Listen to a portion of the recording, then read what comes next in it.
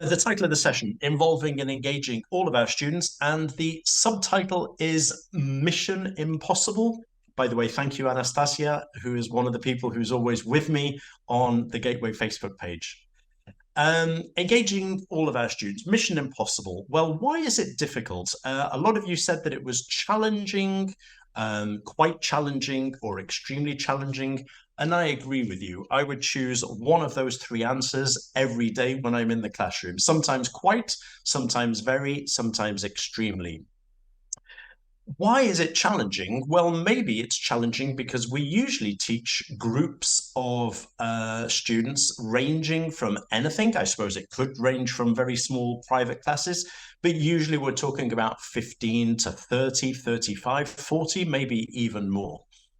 And even if we just have, for example, 6, 7 students, there are lots of differences between each person in that class. People who have been to my webinars, you know that I love lots of comments in the chat box. Could you please help me now and just very quickly, can you brainstorm what differences exist between the students in your class? Ivona has already said different levels of English, and that's like an obvious place to start, right? Mixed abilities, says Adriana. Ages, okay, right. So depending on what kind of teaching situation, family background I've seen, motivation, character, personality, the way they learn, which is interesting, lack of interest, which is, that is the real world, that there's sometimes lack of interest. Access to the internet is an interesting comment there. Attitude, internet connection, that's interesting. It's come up a few times, yeah. Type of learning. Right. We're not going to spend a long time talking about this because you kind of already know, obviously, the differences that exist. You're putting some ideas that maybe are not in my slide, but I think they coincide very, very closely. There are things that we already obviously know. Motivation, how do they feel about English? One thing that maybe has not appeared in the chat box is what do their parents want? We're not talking about adults, we're talking about teenagers. So sometimes the students' parents have different aspirations, different motivation, different goals. But yeah, all of these things that you're saying, cultural background, energy, enthusiasm, definitely. So somebody could be great at English, as it were, but not really be very active in the classroom. So these ideas that you're saying, I think they coincide very much with the ideas on my slide here. If you want the perfect solution, if you want to make it really easy to teach larger groups of teenage students, I have the solution here, okay? This is me with one of my classes from a few years ago. The perfect solution is that instead of one teacher, we've got 2, we've got 3, we've got 4, and we've got at least 5 teachers. If you can multiply yourself as a teacher, then we have the perfect solution, right? Because the real problem, I think, is a simple problem. It's a question of mathematics. There is one teacher usually, and there are many students. And by many, I mean, as soon as we've got to 5, 6, 7, they are already outnumbering you. And so really, when we say that it's challenging, I think the reason that it's challenging is that simple first question. There is one teacher and several numerous students. And being totally honest, that question is not going to go away. We can't make that suddenly change. And so I think that step one in this question is, what do we need to do to deal with this? Well, step one for me is loving the problem. What do I mean? I mean that it's simply a question of you've got your class in front of you. If you imagined a class where all of your students were the same, where they all had exactly the same personality, where they had the same interests, where they had the same strengths, personally, I think that I would get slightly bored of teaching. I have been teaching for a long time. I've been teaching 36, 37 years. And I think the reason why I love teaching, I've realized now, is that I like the not just the challenge, but this question of lots of different people in our classroom. They are all unique. This was a class from several years ago. We took this photograph for a teacher's book for Gateway. But I remember all of these students. I remember them because they're all slightly different. Some of them were funnier, some of them were more serious, some of them were like very stressed out. They're all different, and that is what makes each class unique. I've just seen that's amazing. I think it's Tweet, maybe. I'm sorry if I've mispronounced your name, but yeah, unique. That is exactly what I was going to say. Each class is unique because each student is unique too. And it's not just a problem, it's actually a great thing. Because, as I say, the opposite would be pretty sad teaching a group of totally uniform human beings.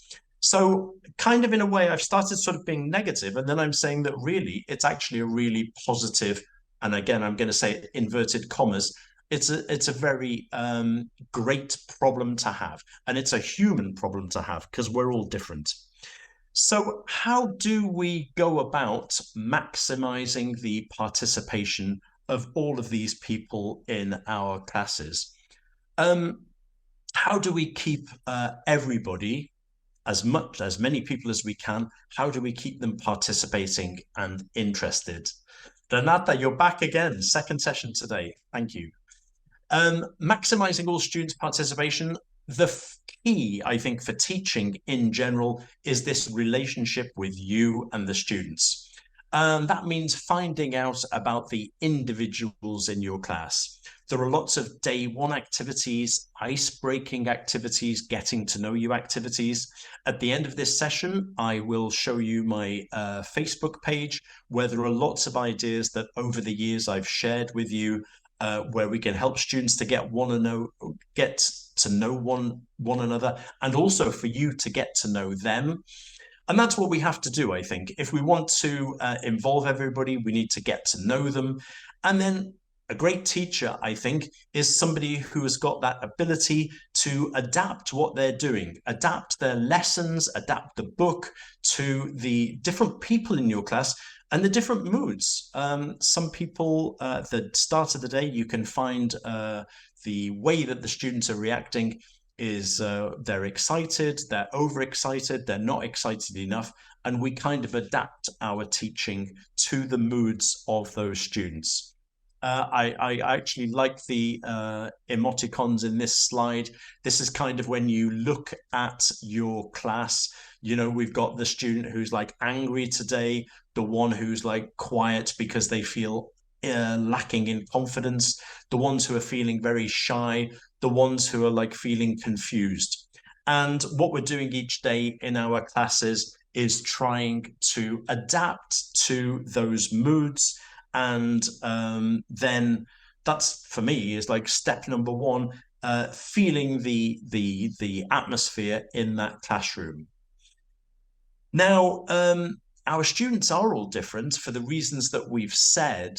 One of the most practical things that I can think of when I think about engaging all of our students is this idea of being ready for different speeds of working. Being ready for students who finish activities quickly.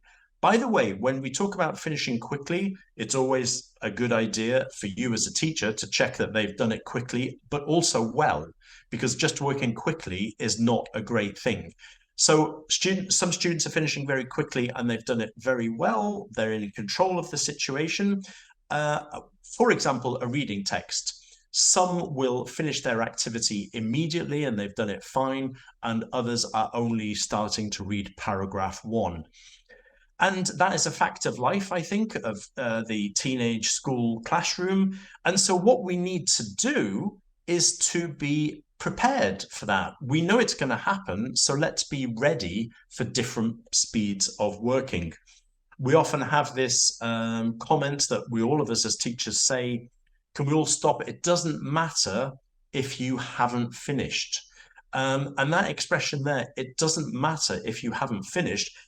I do say it a lot, but as soon as I say it, I kind of think that's the wrong thing to say, because it does matter if students have finished or if they haven't finished. If they're doing a reading exercise and some have not started, or they're only on paragraph 1, we need to give them time to finish, because in a large class, people will work at different speeds. We need to have something ready for those fast finishers. This is an example from Gateway to the World, but it could be from, you could use any book, and you can use the idea that I'm going to give you now.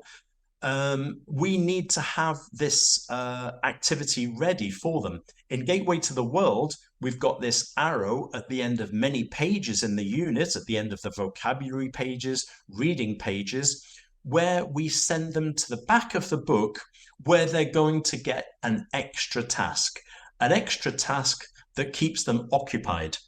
As I always say, the problem with teenage students is if they finish early and they have nothing to do, they will get bored and they will probably also disturb other students. Now, what we need to do is give them something to occupy them. This is vocabulary about school subjects. And maybe, for example, in exercise 4, that text, some have finished, they don't know what to do. We're going to send them to page 136. And if you look at a page 136 at the first activity, we've got a lovely vocabulary exercise, which is great for any moment when you're revising vocabulary. It says, well, I'm going to make this clearer by putting this on the board. The A to Z of school or university subjects. So imagine the situation. We're doing this vocabulary exercise. Some have finished. They don't know what to do. We are going to give them this extra exercise. They do this. They're enjoying doing it, I hope. And meanwhile, the other students are finishing the activity that everybody had to do. So the A to Z of school university subjects. We've got A for architecture, B for business studies, C for chemistry.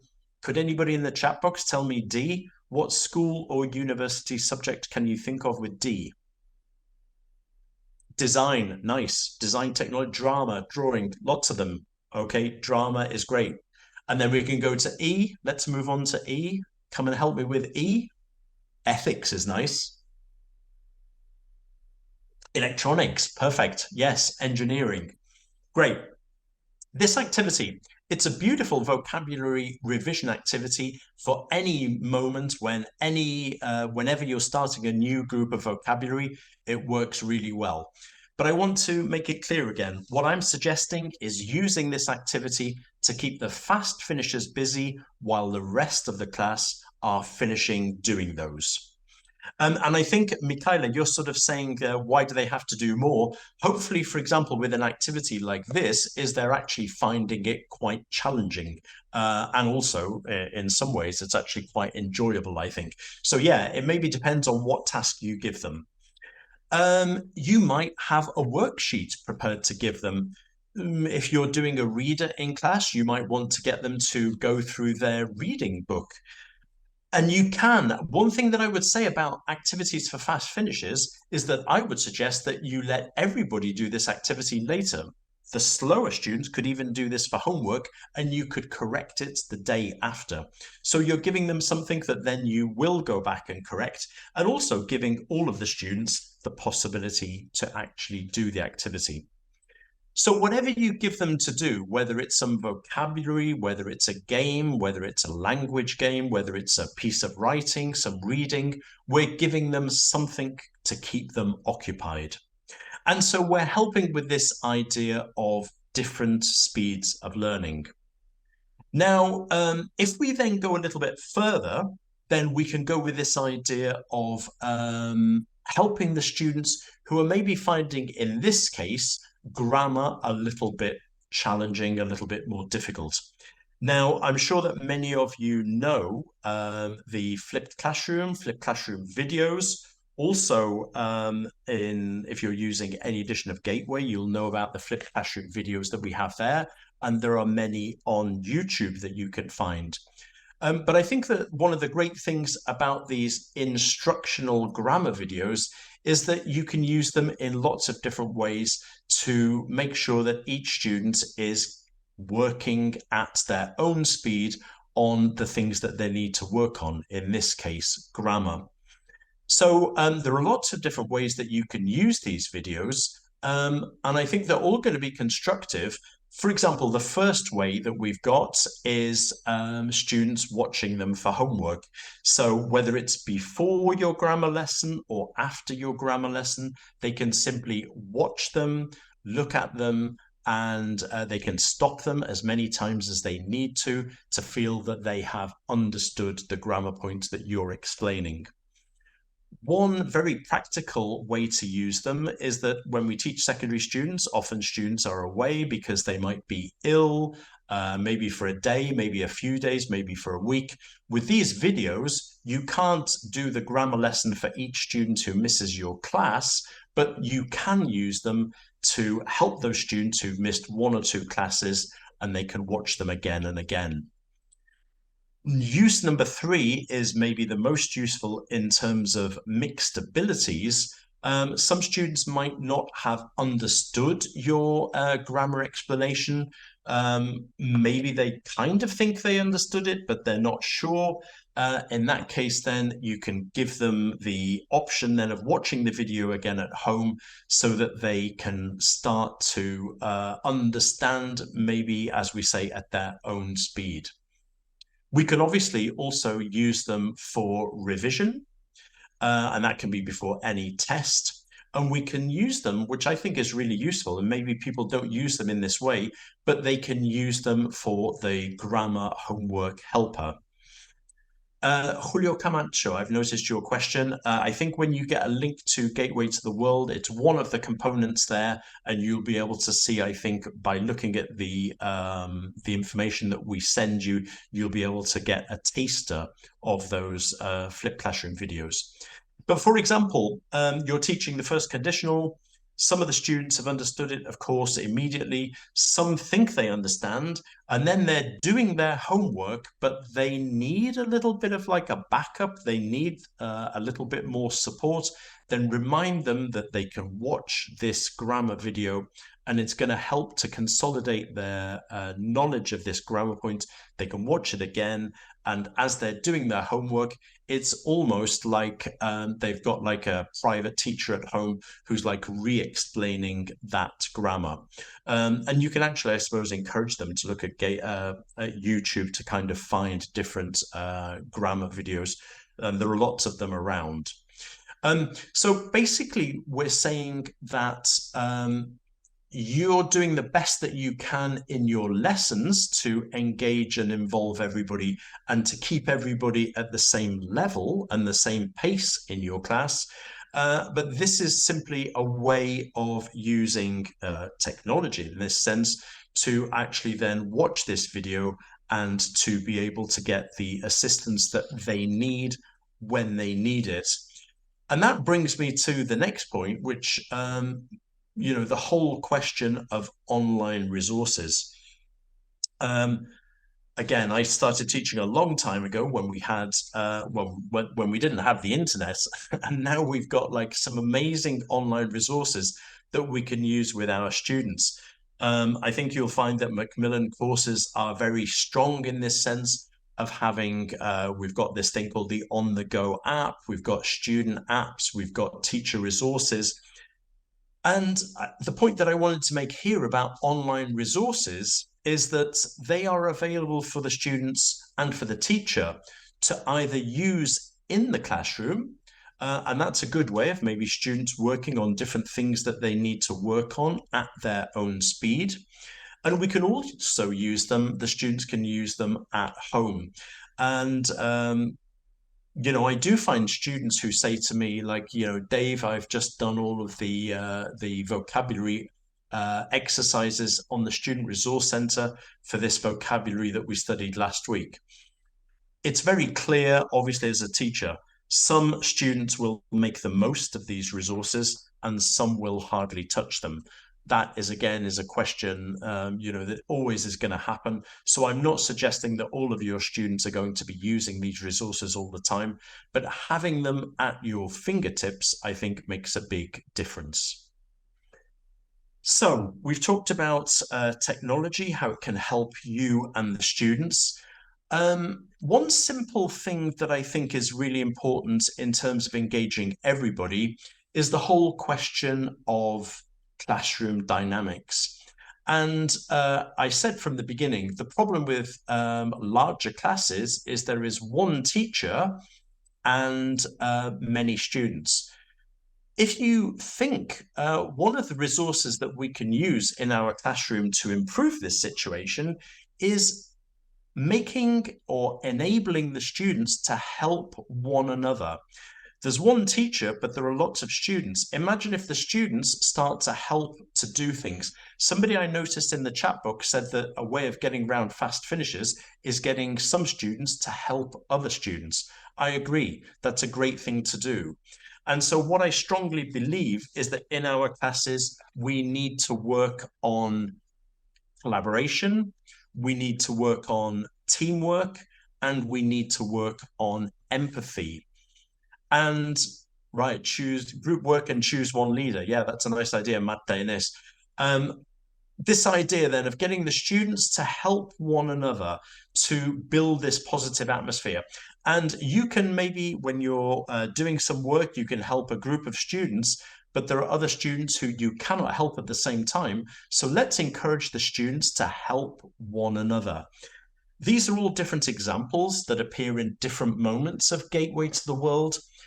You'll notice that we've got collaboration, we've got empathy, we've got listening actively to others. One point that I wanted to make about this is that this is not something to do once, for example, at the beginning of the year, to talk to your students about collaboration, pair work, teamwork.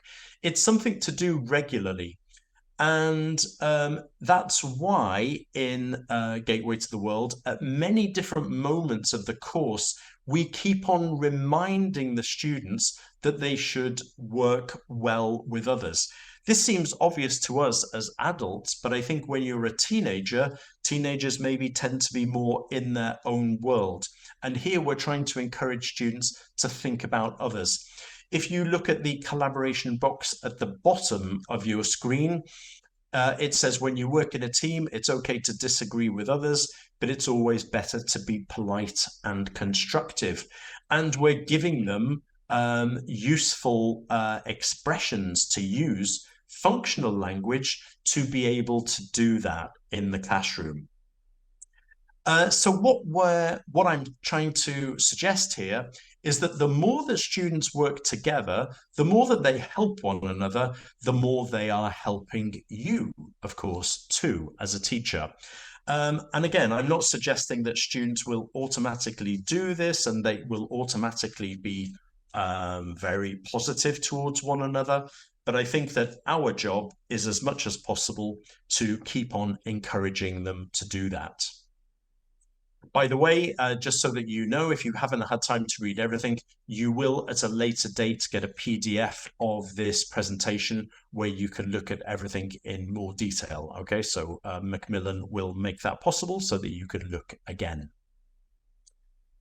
Two other very important concepts that I want to mention briefly that I think are essential to this idea of helping each and every student.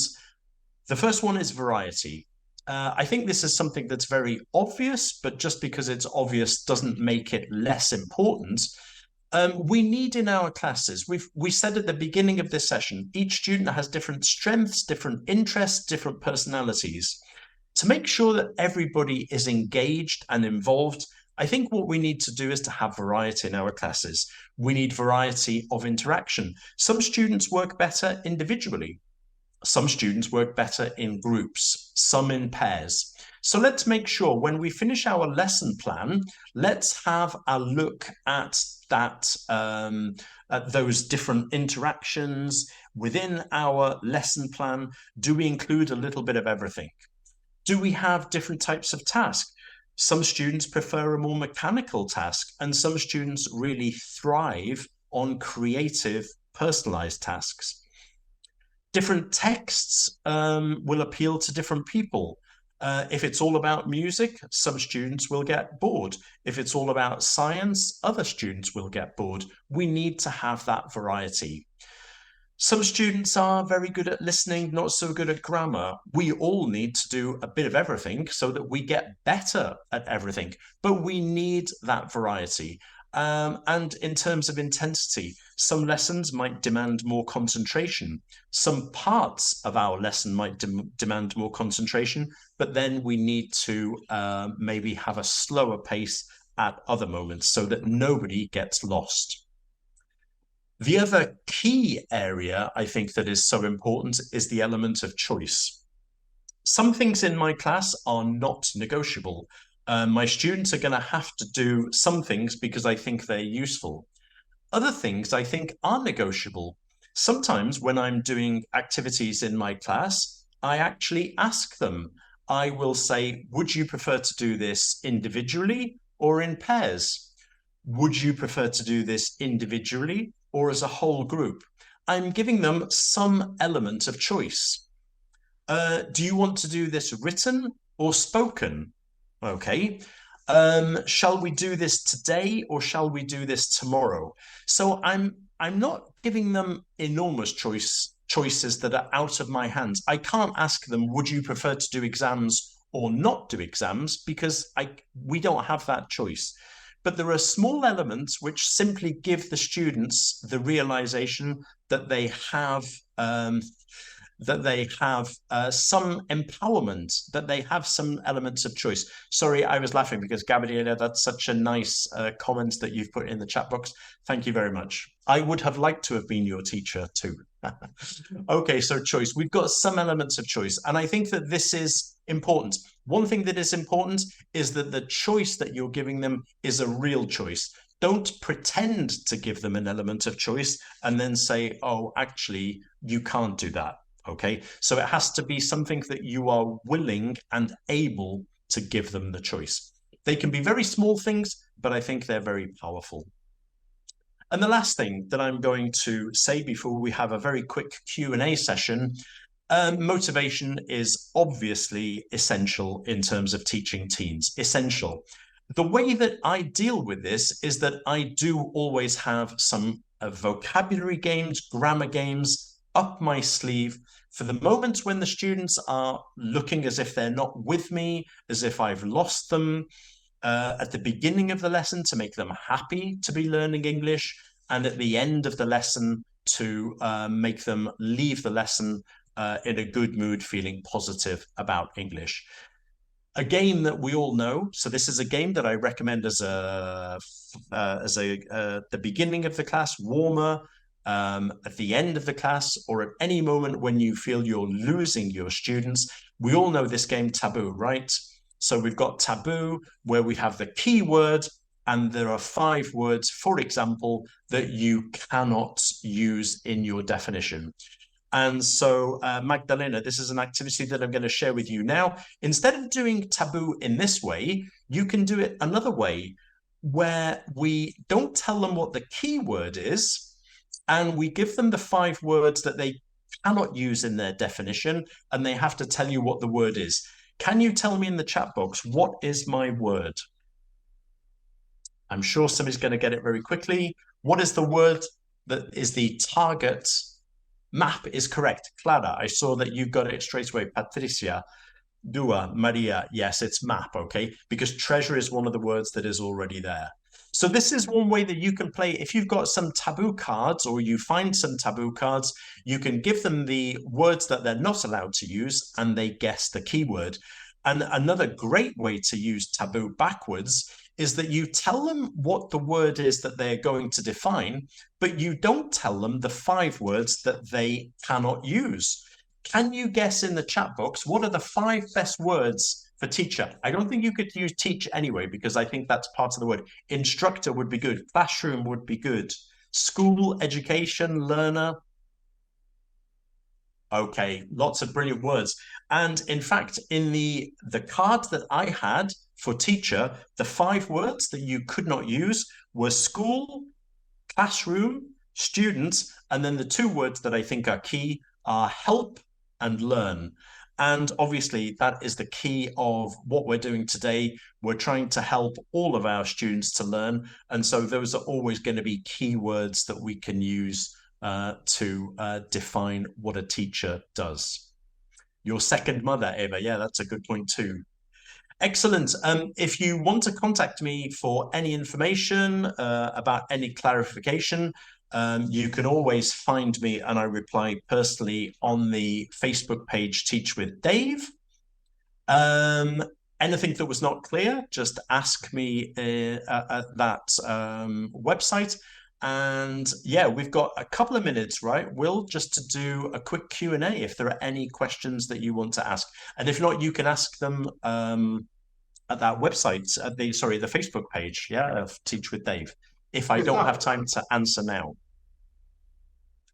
Good stuff. Thank you very much, Dave. Cheers. That was absolutely brilliant, as always. Very practical. You're clearly still in the classroom. Thank you very much. Thanks, Will. So there was a question earlier on while people are still thinking if they've got any more questions, which was about, so you were talking about fast finishers, slow finishers a bit earlier, and you would send them to a page in Gateway to the World, for example. You would give them another activity, an extension activity of some kind. Yeah. And someone had a really good point, actually. So that kind of then, at that point, kind of splits the class into two different groups there, in terms of the way that you've got to spread yourself out. You've got to give feedback then, potentially. So that's extension activity, whilst also thinking about the original, and it kind of splits things out a bit. Yeah, I mean, I think there's two things. One is the activity and one is the feedback. So yes, there's a question, when and how do we do feedback? And I mentioned also things like, giving an extra worksheet to the fast finishers. Personally, what I believe is that if you give the students something to do, that is aim number one at that moment, because we're keeping them all busy. Okay. The question of feedback is a good question. You could also argue that some students are still getting extra practice because they're doing that activity and the other students don't get the possibility to do that activity. So what I would suggest is that you don't even maybe do any feedback at that moment for that activity, and you ask the slower students to do that activity, for example, for homework, to have a look at it for 5 minutes, for 10 minutes, however much time they want to spend. And then the next day, I would do that feedback. The other thing is, of course, some students are still busy doing the core activity, some are doing the faster finisher one, and you as a teacher, you do have the chance to go around the class and to at least to be motivating them, to say yeah, this is great, carry on, you're doing well, that's a good word. So, it's but it is giving you, and more importantly, the slower students, time. I think that's the key, is you have to give those slower students a little bit more time to finish what they're doing, because otherwise they're really missing out. So the question of doing feedback and does everybody do everything? Maybe yes, maybe that's a good idea. That activity at the end of the book, all of the students do it in the end. Yeah. So then, but in their own time.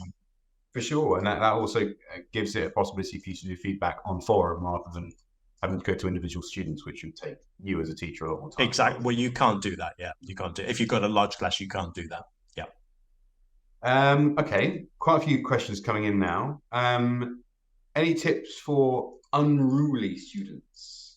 I mean, yeah, somebody did say this morning as well, what do you do? And I didn't have time to answer. What do you do with a student who does not want to learn English? Okay. Yeah, that's coming up also. Someone's also worded it here. How do you engage a student who are basically forced to be there? Yeah, I mean, got to go. And of course, I don't teach in a language school. I teach in a school, and some students don't want to be doing English. They have no choice. If you're going to a language academy, I imagine it's the parents who've taken the decision. I kind of think there's two different answers, if it's a private lesson or if it's a school class. If it's a school class, you kind of need to find out what is it about English that they don't want to do. You might well find that they don't want to do any subject. And we're talking about a serious problem there that, and there are many students, or there are several students who are like that, who just don't want to learn. But, that is, I think that being a teacher, there's a moment when you have to accept that it's something that is slightly out of your power. I can't suddenly, even with the best games in the world, I can't suddenly change a student's attitude to English and to life. But my suggestion would be to find out what is going on with this student. Is it English that's the problem? Is it every subject? Is it school? What is the question?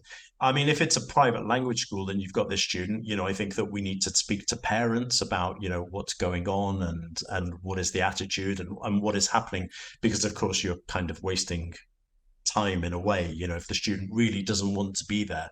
And obviously, at the end of the day, the simple word is trying to motivate. And I know somebody said you can motivate, but you cannot force. And that is absolutely true. You can't force a student to do anything. We're doing a podcast, by the way. So Dave will be in the podcast in the next couple of weeks. Yes. And we actually talked about that in the podcast. And Harry Waters, the co-host, had a really interesting idea of a student came in. Instead of saying, I don't want to be here, they said, my objective here, because Harry asked what their objective was, and they said, my objective is, actually, no, what did they say? He said, I want to be here. I don't want to be here, but I really want to be here. I can see why this is beneficial. I want to enjoy it. Please help me with that.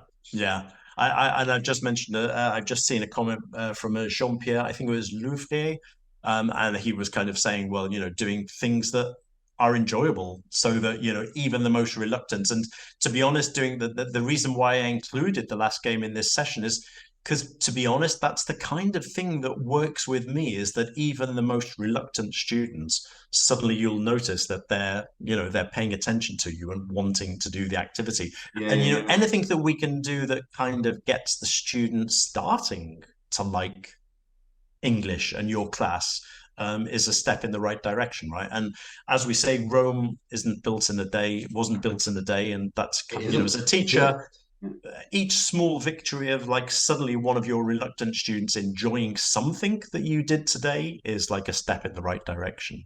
Absolutely. I'm going to move on, if that's right, Dave. Absolutely. We've got something to share, haven't we? There we go. So let's see in the chat box. Has anybody seen this course before?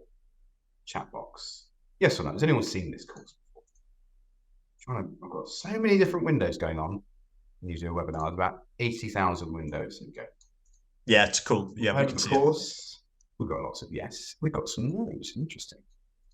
So this is a course for teaching English to teenagers.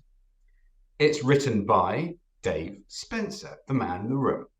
So during Dave's talk, he just shares a variety of classroom activities for those bustling areas we know as teen classrooms. His ideas were looking at one of the key things that teachers infamously or famously struggle with in the classroom, which is motivating students and ensuring that all progressing. So I wanted to quickly let you know how Dave has managed to put the answer to potential answers to those issues in Gateway to the World. So firstly, how does Gateway to the World do this? Firstly, it taps into topics that truly resonate with teens. We've got all sorts of cultural pages and pop culture references as well, aiming to try and help you engage students in the actual content of that lesson as well, topical content. Also with collaborative projects, there are collaborative projects throughout the course, and also there is something called a virtual classroom exchange. And in the virtual classroom exchange, you have the opportunity, if you would like, to do those projects across the world with another class who is also doing that project. It's a really neat piece of tech that's been developed for Gateway to the World, and it's going really, really well. And it really is bringing the future, or actually the present day working environment, into the classroom and allowing teenagers to really experience working online, which is, I'm sure you can speak to that, Dave, is how we do things really now, isn't it? It's all online. That's how we work.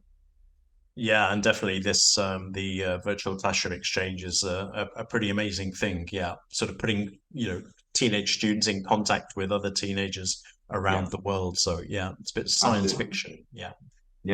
Not anymore. No. So there are 4 types of videos in Gateway to the World. We've got documentary style videos. There are flipped classroom grammar videos aiming to keep grammar sort of in the hearts and minds of the teenager. Hopefully making it slightly easier and exciting to learn grammar as well. which might be an issue for you too. Also, there's the great thinkers and great learners sections, which are there to help learners get the sort of social and emotional skills for now and for their future. Again, thinking about their sort of life in the next decade from now, they're going to be going into the world of work or academia, where things are going to change quite dramatically for them. So we really need to sort of set the foundation up for them emotionally. Oh, I miss anything, Dave? No, I mean that's very nicely put. And you mentioned sort of university. I mean, Gateway to the World is the idea, and even the title of the book is introducing teenagers to life beyond the classroom, teaching them the skills that they need, not just for for English, but then also for life at school and then life beyond. So yeah, with thinking skills, critical thinking, creative thinking, and those 21st century skills, as it were, preparing them for life beyond the classroom. Yeah, absolutely. And that in itself surely is going to be motivational for the students in terms of giving them some kind of intrinsic motivator. Yeah. In that it's going to be really important for them to learn these skills for their own benefit, for their own life. And they're interesting. They're really good fun to learn those skills and to practice them in the classroom, aren't they, generally? Yeah. The Kahoot games. Diana, yes, they are. Yeah, you just go to Kahoot. Yeah. There's a Gateway Kahoot page. You can just go there. Okay, Dave, I think if that's all right, we're going to start handing things over to Cool. Yes, I'll see you all later. Okay, back for the third session. Thank you very much.